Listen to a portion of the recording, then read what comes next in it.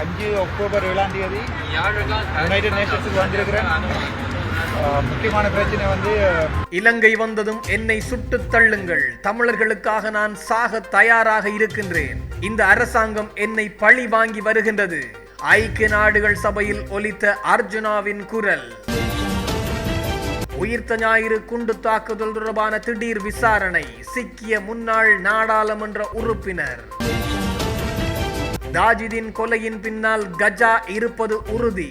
பாதுகாப்பு அமைச்சில் பல காலமாக பணிபுரிந்த கஜா வெளிவந்த அதிர்ச்சி. ஊடகவியலாளர் லசந்த விக்ரமதுங்க கொலையில் திடீர் திருப்பம்.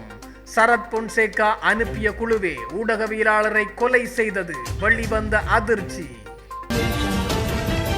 மஹிந்த ராஜபக்சவை விமர்சிப்பதற்கு சரத் பொன்சேகாவுக்கு தகுதி இல்லை. காரணம், மஹிந்த ராஜபக்ச ஒரு சிங்கம், சரத் பொன்சேகா ஒரு தேவாங்கு என விமர்சித்த மனோஜ் கமகே.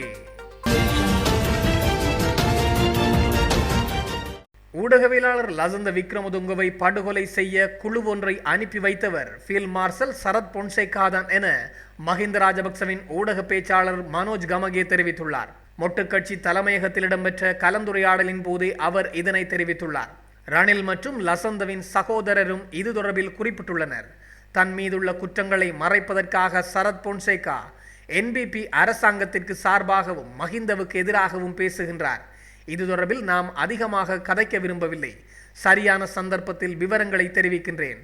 இந்த அரசாங்கம் ஊடகவியலாளர் லசந்த விக்ரமதுங்க படுகொலை தொடர்பில் விசாரணைகளை ஆரம்பித்துள்ளதால், தனது பக்கம் குற்றம் இருப்பதால் அதை மறைப்பதற்காகவே மஹிந்த ராஜபக்சவுக்கு எதிராக பேசுவதாகவும் அவர் குற்றம் சுமத்தியுள்ளார். எனவே லசந்த விக்ரமதுங்க கொலைக்கு ஆட்களை அனுப்பி வைத்தது சரத் பொன்சேகா தான் என்ற அடிப்படையில் மஹிந்த ராஜபக்சவின் ஊடக பேச்சாளர் இந்த கருத்தை தெரிவித்துள்ளார். ரக்பி வீரர் வசீம் தாஜுதீன் கொலை செய்யப்பட்ட சந்தர்ப்பத்தில் கஜா எனப்படும் அருண விதான கமகே பாதுகாப்பு அமைச்சில் பணிபுரிந்ததாக தகவல் வெளியாகியுள்ளது. 2012ஆம் ஆண்டு மே மாதம் 17ஆம் திகதி ரக்பி விளையாட்டு வீரர் வசீம் தாஜுதீன் கொலை செய்யப்பட்டதற்கு முன்னர் காரில் அவரை பின்தொடர்ந்த குழுவில் கஜாவும் இருந்ததாக அண்மையில் இடம்பெற்ற குற்றப்புலனாய்வு திணைக்கள விசாரணைகளின் போது தெரிய வந்துள்ளது. தாஜுதீன் கொலை செய்யப்பட்ட நாளில் கஜா தங்கியிருந்த இடம் குறித்தும் தொலைபேசி தரவு பகுப்பாய்வு அறிக்கை ஆய்வு செய்யும் வகையிலும் தற்போது குற்றப்புலனாய்வு திணைக்களத்தினரால் விசாரணைகள் முன்னெடுக்கப்பட்டு வருகின்றன.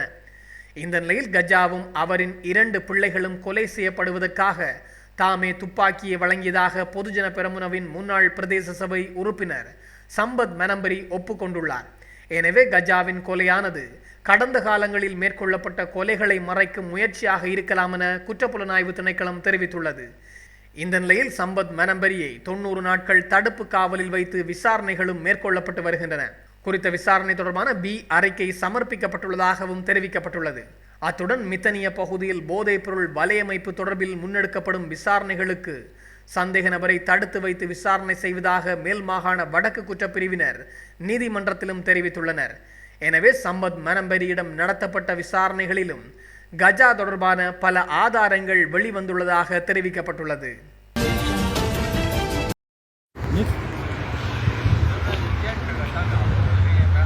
வணக்கம், நான் டாக்டர் ராமநாதனா. இன்றைக்கு 2025 அக்டோபர் 7ஆம் தேதி யுனைடெட் நேஷன்ஸுக்கு வந்திருக்கிறேன்.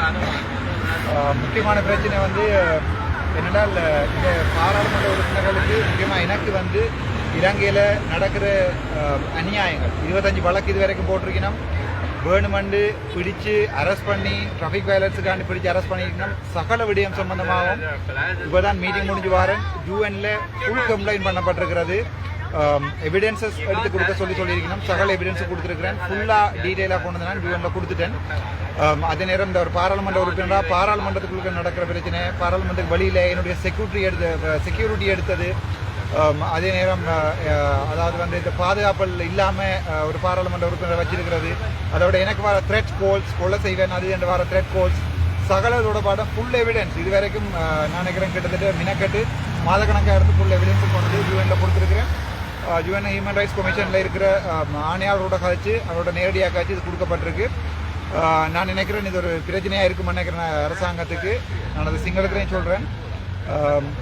தனது தந்தை கடத்தப்பட்ட விவகாரம் தொடர்பில் ஐநாவில் முறைப்பாடொன்றை முன்வைத்துள்ளதாக நாடாளுமன்ற உறுப்பினர் அர்ச்சுனா ராமநாதன் தெரிவித்துள்ளார். குறித்த விடயத்தை அவர் காணொலி பதிவொன்றினூடாக தெரிவித்துள்ளார். இது தொடர்பில் அவர் மேலும் தெரிவிக்கையில், எனது தந்தை கடத்தப்பட்ட விவகாரம் தொடர்பில் கிட்டத்தட்ட 5 மணித்தியால முறைப்பாடொன்றை தான் ஐநாவில் முன்வைத்துள்ளதாகவும் தெரிவித்துள்ளார். அத்தோடு தன்னை கைது செய்தது மற்றும் தனக்கு இழைக்கப்பட்ட அநீதிகள், தனக்கு வழங்கப்பட்ட பாதுகாப்பு நீக்கப்பட்டது தொடர்பிலும் தான் ஐநாவில் முறையிட்டதாகவும், இந்த அரசாங்கம் தனக்கு அநீதி இழைத்து வருவதாகவும் தன்னை ஓரம் கட்டி வருவதாகவும் ஐக்கிய நாடுகள் சபையில் தான் தெரிவித்ததாகவும் குறிப்பிட்டுள்ளார். இந்த குற்றச்சாட்டை இலங்கை இராணுவத்திற்கு எதிராக நான் முன்வைத்துள்ளேன் எனவும் குறிப்பிட்டுள்ளார். நாட்டிற்கு வந்தவுடன் என்னை சுட்டாலும் பரவாயில்லை, கொலை செய்தாலும் பரவாயில்லை மற்றும் கொன்று புதைத்தாலும் பரவாயில்லை எனவும் தெரிவித்துள்ளார்.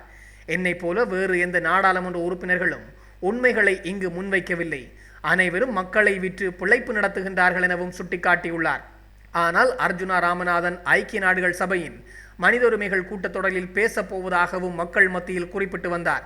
இருந்தபோதிலும் அவருக்கு பேசும் வாய்ப்பு கிடைக்கவில்லை என்றும், ஐக்கிய நாடுகள் சபையினுடைய பக்க அமர்விலேயே இலங்கையிலிருந்து சென்ற ஸ்ரீதரன் போன்ற நாடாளுமன்ற உறுப்பினர்கள் பேச்சு நடத்தியதாகவும், ஆனால் அர்ஜுனா ராமநாதனுக்கு பேசும் வாய்ப்பு வழங்கப்படவில்லை எனவும் குறிப்பிடப்பட்டுள்ளது. இருந்தபோதிலும் தனது காணொலி பதிவின் போது தான் தனக்கு இழைக்கப்பட்ட அநீதிகள் பற்றி அதிலே பேசியுள்ளதாகவும், தன்னை போலீசார் கைது செய்த விடயம் சட்டத்திற்கு முரணானது என்பது பற்றி குறிப்பிட்டுள்ளதாகவும் அவர் தெரிவித்த விடயம் மிக பெரும் பேசுபொருளாக மாறியுள்ளது. அர்ஜுனா ராமநாதன் தமிழர்கள் சார்ந்து பேசுவார் என்ற நம்பிக்கையோடு தமிழர்கள் காத்திருக்க, அவர் தனக்கு இழைக்கப்பட்ட அநீதி பற்றியுமே பேசியுள்ளார் என்றும் மக்கள் கண்டனம் தெரிவித்து வருகின்றனர்.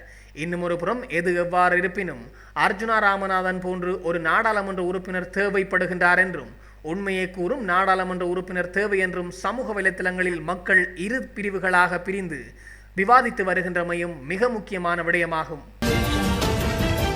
2019 உயிர்த்த ஞாயிறு பயங்கரவாத தாக்குதல் தொடர்பான விசாரணை அழைப்பாணையை தொடர்ந்து முன்னாள் நாடாளுமன்ற உறுப்பினர் சஜின் பாஸ் குணவர்த்தன இன்று குற்றப்புலனாய்வு திணைக்களத்தில் முன்னிலையாகியுள்ளார்.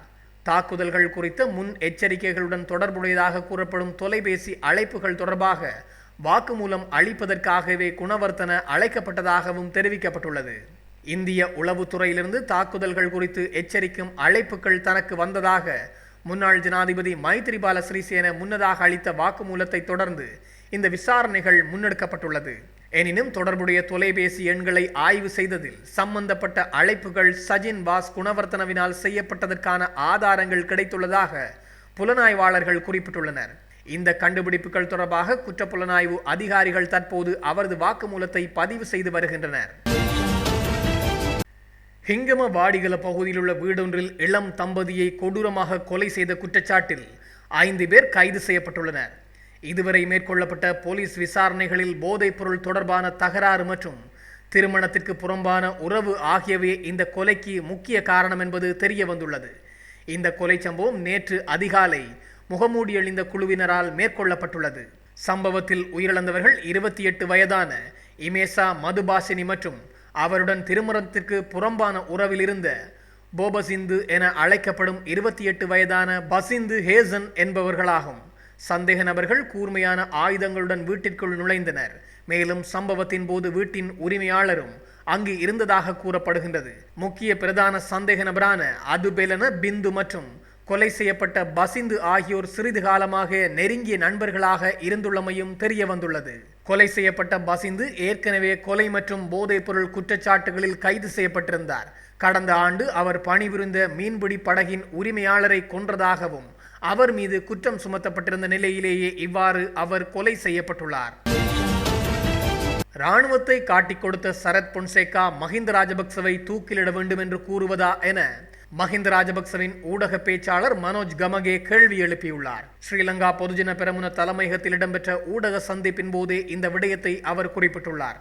அவர் மேலும் கருத்து தெரிவிக்கையில், மஹிந்த ராஜபக்ச ஒரு சிங்கம் என்பதை சரத் பொன்சேகா புரிந்து கொள்ள வேண்டும் என்றும் மஹிந்த ராஜபக்சவின் பேச்சாளர் தெரிவித்துள்ளார். சரத் பொன்சேகாவுக்கு சிங்கம் மற்றும் தேவாங்கை பற்றிய பாடம் எடுக்க வேண்டியுள்ளது. சிங்கத்திற்கும் தேவாங்குக்கும் இடையே பெரிய வித்தியாசம் உள்ளது என்பதை சரத் பொன்சேகா புரிந்து கொள்ள வேண்டும் எனவும் அவர் குறிப்பிட்டுள்ளார். ஒரு சிங்கம் வயதாகிவிட்டாலும் அல்லது நோய்வாய்ப்பட்டாலும் அது ஒருபோதும் புல்லை உண்ணாது. தேவாங்கு ஒரு மாமிச உண்ணி என்று அழைக்கப்பட்டாலும் சில சமயங்களில் மரங்களின் பட்டைகளை கூட அவை உணவாக உட்கொள்ளும். ஆகவே மஹிந்த ராஜபக்ச ஒரு சிங்கம் என்றும் சரத் பொன்சேகாவை தேவாங்கு என்ற தொனியிலும் அவர் கருத்துக்களை தெரிவித்துள்ளார். மஹிந்த ராஜபக்சவை விஜயராம இல்லத்திலிருந்து அனுப்பிய பிறகும் மக்கள் மஹிந்த ராஜபக்சவை எந்த தயக்கமும் இல்லாமல் பார்க்க செல்கின்றார்கள். விஜயராம இல்லத்தை விட்டு தங்காலைக்கு சென்ற முதல் இன்று வரை வருகை தரும் மக்கள் கூட்டம் சரத் பொன்சேகாவின் ஜனாதிபதி தேர்தல் பேரணிக்கு வந்த கூட்டத்தை போன்றவர்கள் அல்ல என்பதை சரத் பொன்சேகா புரிந்து கொள்ள வேண்டும். இந்த நிலையில் போர் முடிந்து சிறிது நேரத்திலேயே இந்த நாட்டின் முழு இராணுவத்தினரையும் காட்டிக் கொடுத்தவர் மஹிந்த ராஜபக்சவை தூக்கிலிட வேண்டும் என்று கூறுவதா எனவும் மஹிந்த ராஜபக்சவின் ஊடக பேச்சாளர் மனோஜ் கமகே கேள்வி எழுப்பியுள்ளார்.